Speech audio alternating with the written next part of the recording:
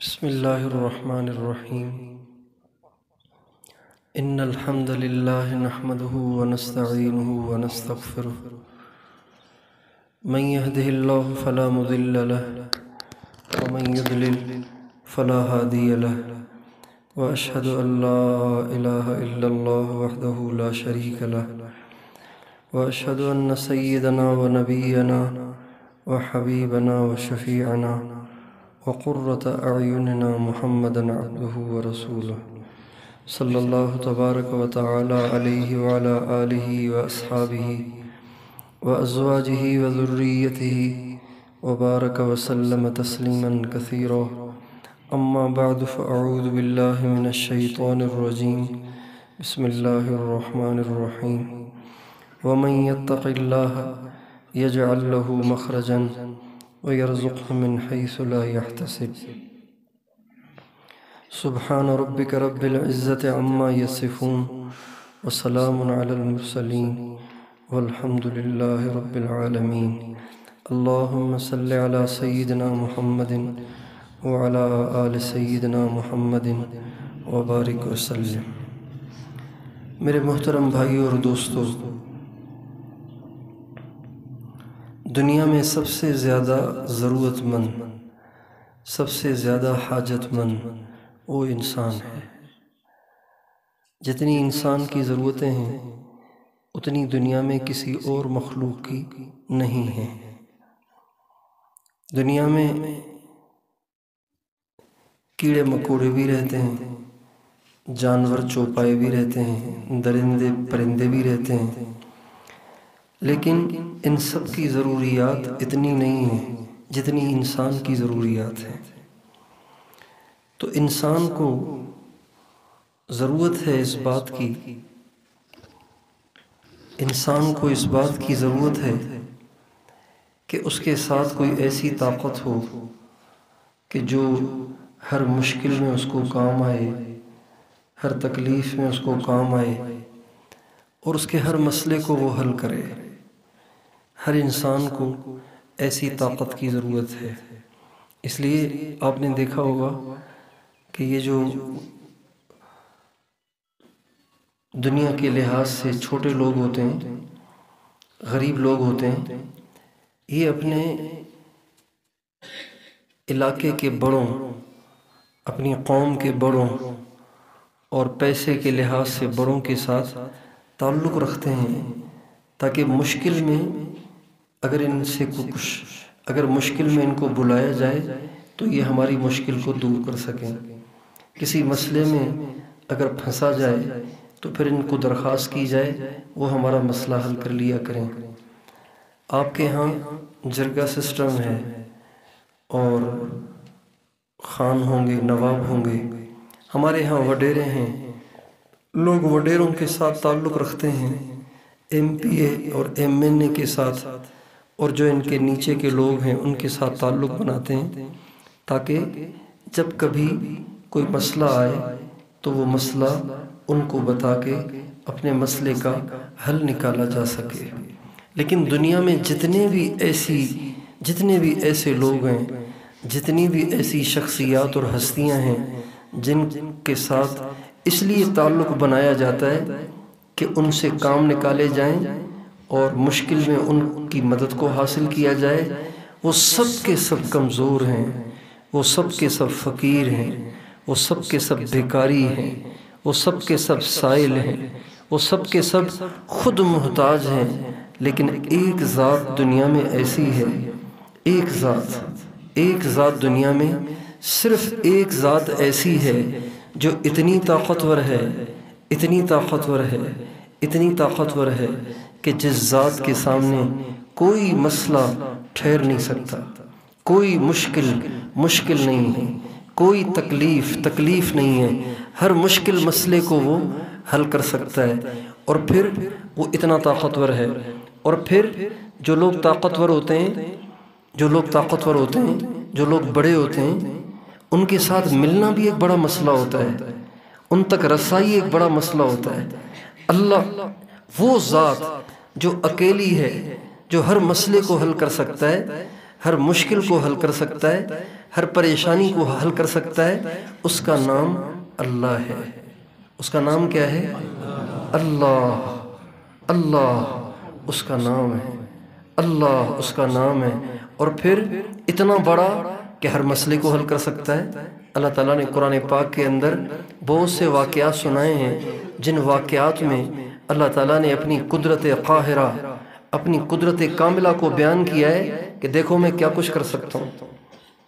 حضرت عیسیٰ علیہ السلام کا واقعہ اللہ تعالیٰ نے قرآن پاک میں بیان کیا ہے کہ ان کو ہم نے بغیر باپ کے بنا دیا۔ تو اس کا مطلب ہے ہم کسی انسان کو بنانے میں باپ کے بھی محتاج نہیں ہیں۔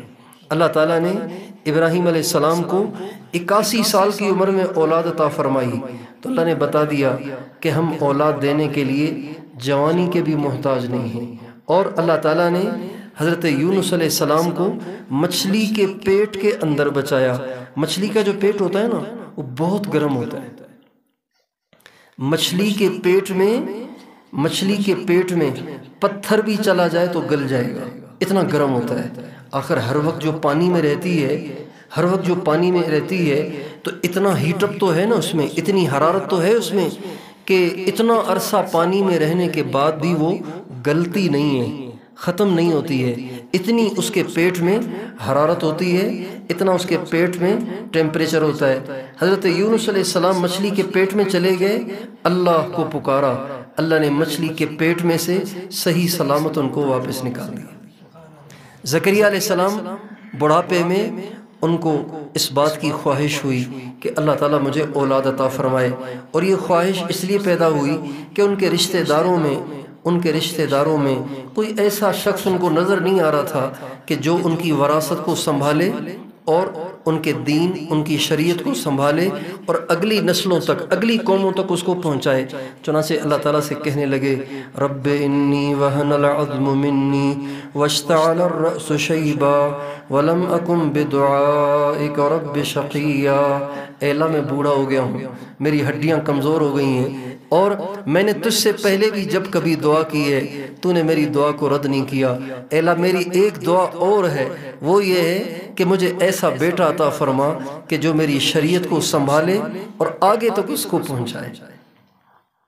وَإِنِّي خِفْتُ الْمَوَالِيَ مِنْ وَرَائِي، اے اللہ مجھے ڈر لگتا ہے کہ میرے رشتہ دار میرے دین کو ضائع کر دیں، میری شریعت کو ضائع کر دیں، لہٰذا مجھے ایسا بیٹا دے کہ جو میری شریعت کو مضبوطی سے پکڑ کر اس کو اوروں تک پہنچائے۔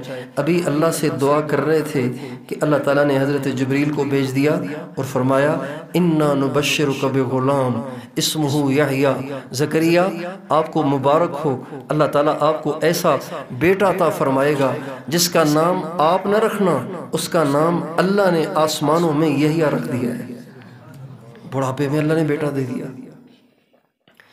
تو دنیا میں وہ ساری ہستیاں، وہ ساری شخصیتیں، وہ سارے عہدیدار، وہ سارے نواب اور خان، اور وہ سارے قوموں کے سردار، اور وہ سارے جرگے، اور وہ سارے ایم پی اے، ایم این اے اور وزیر، اور وہ سارے کے سارے قوم کے وڈیرے اور چودھری، ان سب کے سب یہ سارے کے سارے اس لائق نہیں ہیں کہ ان کے سامنے اپنے مسائل کو رکھا جائے، اپنی مشکلات کو رکھا جائے، اپنی پریشانی کو رکھا جائے۔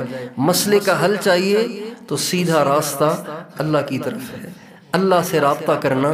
ایک تو اللہ سب سے بڑا، پھر اللہ سے ملنا سب سے آسان، پھر اللہ دور بھی نہیں ہے۔ آپ کہیں گے جی میں تو غریب ہوں، تیرا کے پہاڑوں میں رہنے والا ہوں، اللہ تو رہتے ہیں کراچی میں، اب کون جائے اللہ کے پاس؟ میرے پاس تو کرایہ بھی نہیں ہے، ٹرین میں سفر کرنے کے لیے میرے پاس پیسے نہیں ہیں، اور کوچ میں سفر کرنے کے لیے میرے پاس پیسے نہیں ہیں، بوڑھا آدمی ہوں، میں تو ٹرین اور بس میں نہیں جا سکتا، مجھے تو ہوائی جہاز میں جانا ہے، تو ہوائی جہاز میں جانے کے لیے میرے پاس ٹکٹ کے پیسے نہیں ہیں۔ اللہ کہتے ہیں اپنے نبی سے، وَإِذَا سَأَلَكَ عِبَادِي عَنِّي فَإِنِّي قَرِيب، میرے نبی، میرے بندے تجھ سے میرے بارے میں پوچھیں نا کہ اللہ کہاں ہے، ان سے کہو اللہ بہت قریب ہے۔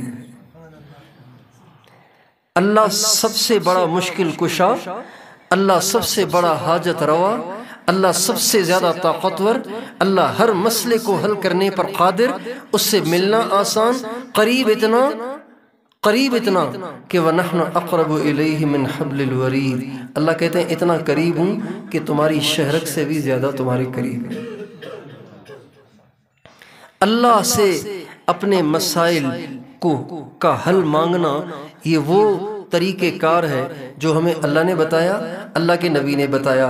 اچھا، اللہ سے اپنے مسائل کو کیسے حل کرایا جاتا ہے، اللہ سے اپنی مشکلات کو کیسے آسان کرایا جاتا ہے، اس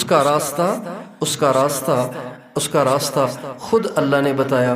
اللہ تعالیٰ فرماتے ہیں وَمَن يَتَّقِ اللَّهَ يَجْعَل لَّهُ مَخْرَجًا وَمَن يَتَّقِ اللَّهَ يَجْعَل لَّهُ مَخْرَجًا وَيَرْزُقْهُ مِنْ حَيْثُ لَا يَحْتَسِبُ۔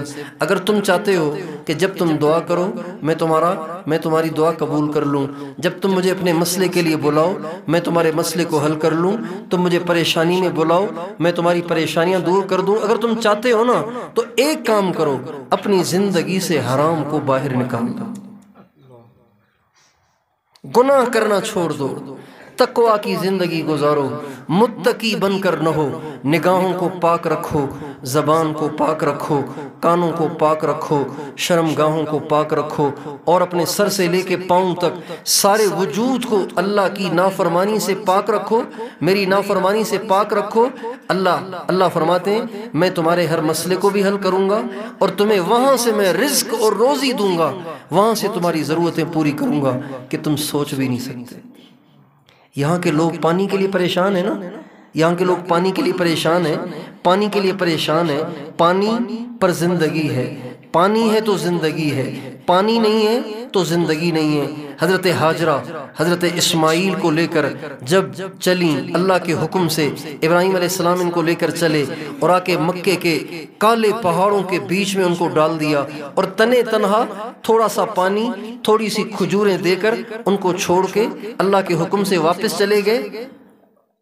تو حضرت ہاجرہ کا پانی ختم ہو گیا، کھجوریں ختم ہو گئیں، اب پریشان اللہ تعالیٰ نے ان کے تقوی کی برکت سے حضرت اسماعیل علیہ السلام کی ایڑیوں کے نیچے سے زمزم کا چشمہ جاری فرمایا، جو آج تک جاری ہے اور قیامت تک جاری رہے گا۔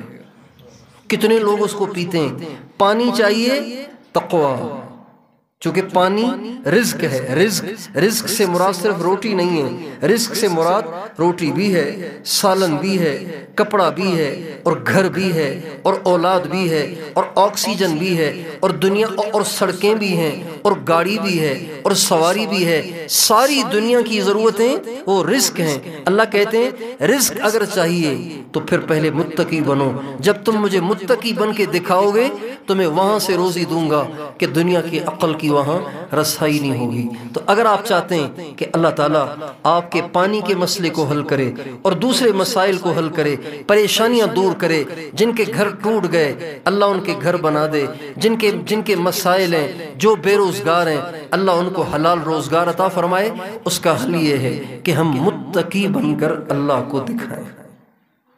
اللہ کو کیا بن کے دکھانا ہے؟ ہاں جی، کیا بن کے؟ نوجوان بتائیں اللہ کو کیا بن کے دکھانا ہے؟ متقی بن کے دکھانا ہے، متقی بن کے دکھانا ہے۔ میرے دوستو، آج ہم اپنے گریبانوں میں جھانکیں، ہم مسلمان ہیں، متقی نہیں ہیں، ہم مسلمان ہیں، متقی نہیں ہیں۔ مسلمان ہونا الگ چیز ہے، متقی ہونا الگ چیز ہے۔ مسلمان متقی بھی ہو سکتا ہے، غیر متقی بھی ہو سکتا ہے۔ اگر مسلمان زبان سے آزاد ہے، اس کی زبان بے لگام ہے، وہ جھوٹ بھی بولتا ہے، وہ غیبتیں بھی کرتا ہے، وہ الزام بھی لگاتا ہے، وہ اوروں پہ بہتان بازیاں بھی کرتا ہے، اور اوروں کی دل آزاریاں بھی کرتا ہے، اپنی ماں سے بدتمیزی، اپنے باپ سے بدتمیزی، اپنے بڑوں کی بے ادبی زبان سے کرتا ہے، مسلمان تو ہے، متقی نہیں ہے۔ ایک نوجوان ہے، کلمہ پڑھتا ہے، 5 وقت کی نماز پڑھتا ہے، کلمہ بھی پڑھتا ہے، 5 وقت کی نماز بھی پڑھتا ہے، اور کسی بینک کا ملازم نہیں ہے، کوئی حرام نہیں کھا رہا، اپنی مزدوری کرتا ہے، لیکن جب وہ موبائل لے کے بیٹھتا ہے تو غیر محرم عورتوں کی تصویریں دیکھتا ہے، وہ ڈرامے دیکھتا ہے، وہ فلمیں دیکھتا ہے، وہ میوزک سنتا ہے، وہ گانے سنتا ہے۔ مسلمان ہے، متقی نہیں ہے۔ متقی نہیں ہیں۔ آج ہم اپنے گریبانوں میں جھانکیں، آج ہماری زندگیاں تقوی سے خالی ہو گئی ہیں۔ خاص طور پہ یہ نوجوان نسل تقوی سے دور چلی گئی ہے، ان کی زندگیوں سے تقوی نکل گیا ہے۔ آئیں ہم سب مل کے اس بات کا عزم کریں کہ ہم نے متقی بن کر زندگی گزارنی ہے۔ بھئی کیسے زندگی گزارنی ہے؟ متقی بن کر، اللہ پاک کی کوئی نافرمانی نہیں کرنی، حضور اکرم صلی اللہ علیہ وسلم کے طریقے سے ہٹ کے زندگی کا کوئی کام نہیں کرنا، کوئی کام نہیں کرنا۔ ایک مسلمان نوجوان جب نائی کے پاس جا کے اپنی داڑھی کو پیش کرتا ہے اور اس پہ بلیڈ پھرواتا ہے، اس سے پہلے اس کو سوچنا چاہیے کہ میں کس کی سنت کو ذبح کرنے لگا ہوں۔ ایک نوجوان جب رات کو انٹرنیٹ لے کے بیٹھتا ہے اور فیس بک کھولتا ہے اور یوٹیوب کھولتا ہے اور ٹک ٹاک کھولتا ہے، اس کو سوچنا چاہیے کہ اللہ دیکھ رہا ہے، اللہ سے ہم اوجھل نہیں ہیں، اللہ پاک سے اوجھل نہیں ہیں۔ اللہ تعالیٰ فرماتے ہیں أَلَمْ يَعْلَمْ بِأَنَّ اللَّهَ يَرَى أَلَمْ يَعْلَمْ بِأَنَّ اللَّهَ يَرَى۔ عجیب خوفناک آیت ہے، عجیب خوفناک آیت ہے۔ اللہ کہتے ہیں کیا تمہیں معلوم نہیں کہ اللہ دیکھ رہا ہے؟ أَيَحْسَبُ أَن لَّمْ يَرَهُ أَحَدٌ، کیا انسان یہ سمجھتا ہے کہ وہ جو کچھ کر رہا ہے اس کو کوئی نہیں دیکھ رہا؟ نہیں، باپ بھی نہیں دیکھ رہا، ماں بھی نہیں دیکھ رہی، آپ چھپ کے کر رہے ہیں لیکن اللہ تو دیکھ رہا ہے نا۔ اس لیے ہمیں اپنی زندگیوں کو اللہ کے حکم پہ لانا ہے، نبی اکرم صلی اللہ علیہ وسلم کے طریقے پہ لانا ہے۔ ہمارے نبی کی ہماری زندگی ہمارے نبی کے طریقے پر ہونی چاہیے۔ دیکھیں ہم مسلمان ہیں، ہمارا یہ ایمان ہے کہ حضرت محمد صلی اللہ علیہ وسلم سے زیادہ عظمت والا اور زیادہ شان والا، زیادہ عزت اور رتبے والا کوئی اور نہیں ہے۔ کیوں جی ہمارا ایمان ہے کہ نہیں؟ ہمارا ایمان ہے کہ نہیں؟ یہ نوجوان کیا کہہ رہے ہیں؟ ہمارے نبی سے زیادہ عزت والا کوئی ہے؟ بیٹا آپ بتاؤ، ہمارے نبی سے زیادہ عزت والا کوئی ہے؟ ہمارے نبی سے زیادہ شان والا کوئی ہے؟ ہمارا وزیر اعظم ہمارے نبی سے زیادہ شان والا ہے؟ ہمارا صدر ہے؟ ہمارا کوئی فوجی افسر؟ اور امریکہ اور اسرائیل اور ہندوستان اور دنیا کی ساری طاقتیں حضور سے بڑھ کر کوئی نہیں ہے۔ اور یہ طاقتیں تو کیا، حضور سے بڑھ کر تو حضرت آدم بھی نہیں ہے، حضور سے بڑھ کر تو حضرت نوح بھی نہیں ہے، حضور سے بڑھ کر تو حضرت اسماعیل بھی نہیں ہے، حضور سے بڑھ کر تو حضرت عیسیٰ بھی نہیں ہے، حضور سے بڑھ کر تو حضرت موسیٰ بھی نہیں ہے، حضور سے بڑھ کر تو حضرت زکریا اور یحییٰ علیہ السلام بھی نہیں ہے۔ حدیث میں آتا ہے ایک دفعہ ہمارے نبی کے چند صحابہ مسجد نبوی میں بیٹھے ہوئے تھے، آپس میں بیٹھے ہوئے۔ ایک صحابی کہتا ہے، ایک صحابی نے کہا کہ وَمِنَ الْعَجَبِ أَنَّ اللَّهَ اتَّخَذَ إِبْرَاهِيمَ خَلِيلًا، کتنی بڑی بات ہے کہ اللہ تعالیٰ نے حضرت ابراہیم علیہ السلام کو اپنا خلیل قرار دیا۔ خلیل اس دوست کو کہتے ہیں، خلیل اس دوست کو کہتے ہیں جس کی محبت دل کی گہرائی کے اندر ہو۔ اللہ کہتے ہیں ابراہیم میرا خلیل ہے، تو اللہ کو ابراہیم سے کتنی محبت ہے۔ کتنی عجیب بات ہے کہ اللہ تعالیٰ حضرت ابراہیم سے اتنی محبت کرتے ہیں۔ ایک صحابی نے یوں کہا، دوسرے صحابی نے کہا وَمَا هُوَ بِأَعْجَبَ مِنْ أَنَّهُ كَلَّمَ مُوسَىٰ تَكْلِيمًا، یہ بات تو عجیب ہے لیکن یہ بھی کم عجیب تو نہیں ہے کہ اللہ تعالیٰ نے کسی نبی سے براہ راست کلام نہیں کیا، لیکن حضرت موسیٰ علیہ السلام سے اللہ تعالیٰ نے براہ راست کلام کیا۔ موسیٰ علیہ السلام جب کوہ طور پہ چڑھ جاتے تھے تو اللہ کی آواز کو خود سنتے تھے، اللہ اکبر کبیرہ، خود سنتے تھے موسیٰ علیہ السلام اللہ تعالیٰ کی آواز کو۔ تو تیسرے نے کسی اور نبی کی عظمت کو بیان کیا۔ جب یہ صحابہ آپس میں یہ باتیں کر رہے تھے، مذاکرے کر رہے تھے، تو آپ علیہ السلام بھی آ گئے تھے۔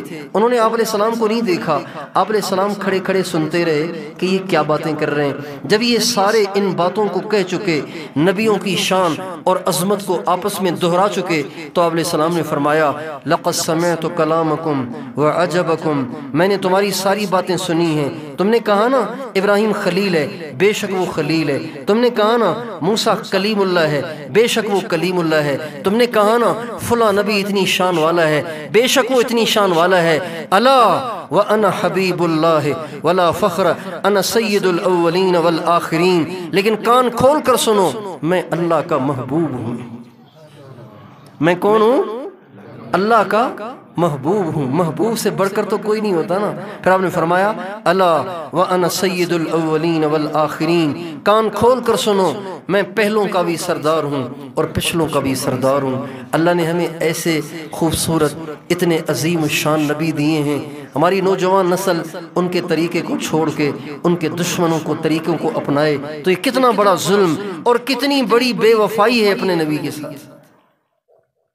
ہمارے نبی نے کبھی اپنی داڑھی کو کاٹا نہیں، کبھی اپنی داڑھی کو منڈایا نہیں، اور ہمارے نبی نے ساری زندگی کبھی کسی داڑھی منڈے ہوئے چہرے کی طرف نظر نہیں اٹھائی۔ آپ سیرت کی کتابیں پڑھیے، حدیث کی کتابیں پڑھیے، ہمارے نبی نے ساری زندگی کبھی کسی ایسے چہرے پر نگاہ نہیں ڈالی جس چہرے پہ داڑھی نہ ہو۔ زندگی میں ایک دفعہ 2 شخص آپ کے سامنے ایسے آئے جن کے چہرے پہ داڑھی نہیں تھی، جو ہی وہ سامنے آئے آپ نے فوراً اپنا چہرہ پھیر لیا اور آپ نے فرمایا تمہارا ناس ہو جائے، تمہیں کس نے کہا تم داڑیاں منڈاؤ؟ کہا جی ہمیں ہمارے رب نے یعنی ہمارے بادشاہ نے کہا ہے۔ آپ نے فرمایا لیکن میرے رب نے مجھے داڑھی بڑھانے کا اور مونچھیں کترنے کا حکم دیا ہے۔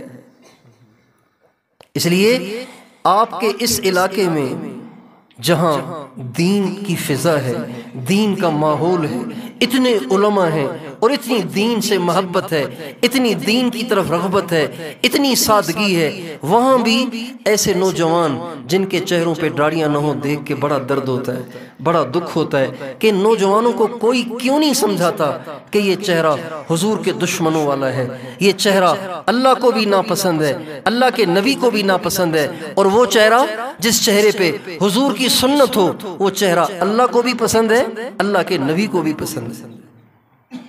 ان نوجوانوں کے آخر باپ ہوں گے، ان نوجوانوں کی آخر مائیں ہوں گی، ان نوجوانوں کے آخر کوئی دادا ہوں گے، کوئی ان کے ماموں چچا ہوں گے، ان کو کوئی کیوں نہیں سمجھاتا کہ بھئی یہ طریقہ ہمارے نبی کا نہیں ہے۔ اس لیے میں اور آپ اس کی نیت کریں کہ انشاءاللہ آج کے بعد ہمیں متقی بننا ہے، اپنے نبی کا سچا غلام بننا ہے، سر سے لے کے پاؤں تک اپنے نبی کے طریقے پر زندگی گزارنی ہے۔ کون کون آپ میں سے تیار ہے؟ پکی بات ہے نا؟ اب تو داڑھی نہیں منڈائیں گے، اب تو داڑیاں نہیں کاٹیں گے، اب تو ننگا سر نہیں کریں گے۔ ہمارے نبی نے ساری زندگی کبھی سر ننگا نہیں کیا۔ حضرت عبداللہ ابن عمر ایک دفعہ جا رہے تھے تو کہیں سے ڈھول کی آواز آ رہی تھی، ڈھول کی آواز آ رہی تھی، غلام ساتھ تھا تو ایک دم کانوں میں انگلی ڈال دی، کانوں میں انگلیاں ڈال دی، اور غلام سے اور چلتے رہے، غلام سے بار بار پوچھتے رہے۔ وہ آواز ختم ہو گئی، ڈھول کی آواز ختم ہو گئی، ڈھول کی آواز ختم ہو گئی۔ جب غلام نے کہا کہ حضرت اب ڈھول کی آواز نہیں آ رہی تو کانوں سے انگلیاں نکالی اور فرمایا میں نے اللہ کے رسول کو اسی طرح کرتے دیکھا تھا، ایک دفعہ ڈھول کی آواز آ رہی تھی، اللہ کے نبی نے اپنے کانوں میں انگلیاں دے دی تھیں اور اللہ کے نبی پوچھ رہے تھے بھائی ڈھول کی آواز ختم ہو گئی، جب ختم ہو گئی تب آپ نے کانوں سے ڈھول کی آواز نکالی۔ بتائیے وہ نوجوان جن کے کانوں میں ہینڈ فری لگے ہوتے ہیں اور وہ گانے سن رہے ہوتے ہیں اور وہ میوزک سن رہے ہوتے ہیں، اور وہ نوجوان جن کے موبائلوں پہ میوزک والی ٹونیں لگی ہوتی ہیں، یہ کل قیامت کے دن حضور کا کیسے سامنا کریں گے؟ حضور کو کیا منہ دکھائیں گے؟ اس لیے میوزک سے توبہ کریں، انٹرنیٹ کے غلط استعمال سے توبہ کریں، داڑھی منڈانے سے توبہ کریں، اور زبان کے غلط استعمال سے توبہ کریں، نگاہ کے غلط استعمال سے توبہ کریں، آپس کی لڑائیوں سے توبہ کریں، آپس کی جدائیوں سے، آپس کی نفرتوں سے توبہ کریں۔ کوئی مسلمان کسی سے نفرت نہ کرے، مسلمان سب برابر ہیں، مسلمان سب برابر ہیں۔ عرب کو عجم پہ کوئی فضیلت نہیں، عرب کو عجم پہ کوئی فضیلت نہیں، آفریدی کو غیر آفریدی پہ کوئی فضیلت نہیں، پختون کو غیر پختون پہ کوئی فضیلت نہیں، الا بالتقوی، مگر تقوی کے ذریعے۔ تقوی جس میں ہوگا وہ اونچا ہے، تقوی جس میں نہیں ہے وہ نیچا ہے۔ اس لیے ہمیں متقی بننا ہے، ہر مسلمان سے محبت کرنی ہے، کسی مسلمان سے لڑنا نہیں ہے، کسی مسلمان سے جھگڑنا نہیں ہے، کسی مسلمان پہ ہاتھ نہیں اٹھانا، کسی مسلمان کی غیبت نہیں کرنی، کسی مسلمان کی دل آزاری نہیں کرنی۔